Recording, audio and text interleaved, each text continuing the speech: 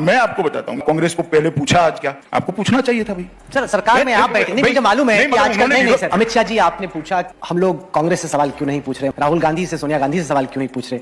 Sir देश की जनता ने आपको चुना है सरकार चलाने के लिए, जो सत्ता में बैठता है सवाल उससे पूछे जाते हैं। मोदी सरकार का बीजेपी का वायदा था कि भारत की अर्थव्यवस्था 10% की जीडीपी ग्रोथ रेट आप डिलीवर करेंगे, जो आपका प्रॉमिस था और जो डिलीवरी है उसमें इतना बड़ा गैप क्यों।